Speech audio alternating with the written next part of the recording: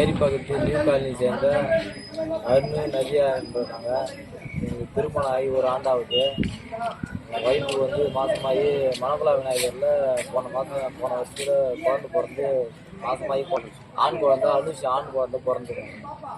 தடுப்பூசி போகிறதுக்கு எட்டப்பாக்கம் ஹாஸ்பிட்டலுக்கு தூக்கி ஓட்டினாங்க. ஃபஸ்ட்டு வாட்டி தூக்கி போய் 3 ஊசி போட்டாங்க. உடம்புல வந்து ஜுரம் அடிக்குன்னு சொன்னாங்க. அதனால சரி பரவாயில்ல சொல்லி நாங்கள் வந்து வச்சு பார்த்துக்கலாம். ஜுரம் அடிச்சுங்க. 2வது வாட்டி வந்து 29 நாள்லேயே வந்து திரும்பி வந்து ஊசி போட சொன்னாங்க. திரும்பி நாங்கள் வந்து ஊசி போட 5ஆம் தேதி 4ஆம் தேதி எடுத்து போயிட்டு ஊசி போட்டாங்க. 5ஆம் தேதி என்ன ஆகி போச்சுன்னா, என் பையனுக்கு வந்து ரொம்ப உடம்பு சரியாமல் ஆகி போச்சு. உடம்பு சரியாமான நிலையில நம்ம வந்து பக்கம் பொது மருத்துவமனைக்கு நாங்கள் போனோம்.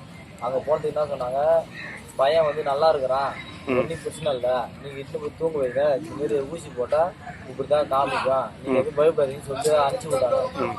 பையனை வந்து நாங்கள் வீட்டுக்கு தூக்கினோம்னா உடனே மூச்சு பேச்சு இல்லைங்க. உடனே தூக்கின்னு போனால் அவங்க வந்து இருந்த சிஸ்டர் வந்து என்ன பண்ணுறாங்க புரியல. ஊசி இன்னைக்கு போட்டீங்களா? எப்போ போட்டது? ஊசி வந்து 4ஆம் தேதி போட்டோம். 4ஆம் தேதி அப்படியே உடம்பு சரியாம வச்சு 5ஆம் தேதி திரும்பி இட்டுன்னு போனோம்.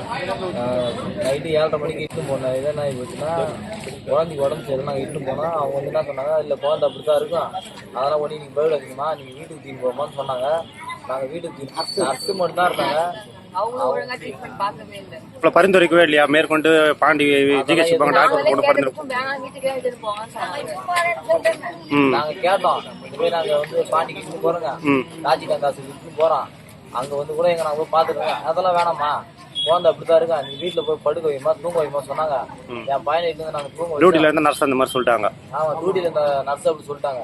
நாங்க உடனே இட்டு வந்து வீட்டுல படுக்க வச்சோடனே டக்குன்னு மூச்சு பேச்சே இல்லாம ஆயிடுச்சு. திடீர்னு இட்டு போனதுக்கு அவங்க என்ன பண்றாங்க, உடனே என் பையனை பார்க்காம டியூட்டி வந்து மாத்துறாங்க.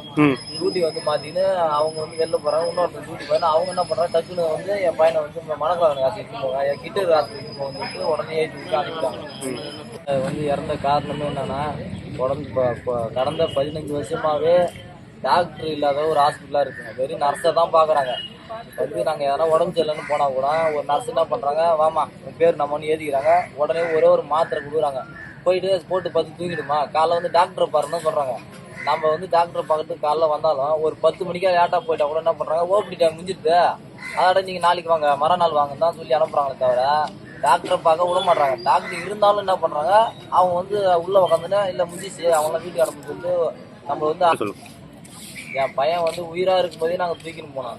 அப்போ வந்து ஒழுங்கான வந்து ட்ரீட்மெண்ட் பண்ணாம அலட்சியமா என்ன பண்ணிட்டாங்க, ஒன்னும் இல்லம்மா குழந்தைக்கு நீங்க வீட்டுக்கு தூக்கின்னு போமான்னு ஒரு அலட்சியமான ஒரு பதில் சொல்றாங்க.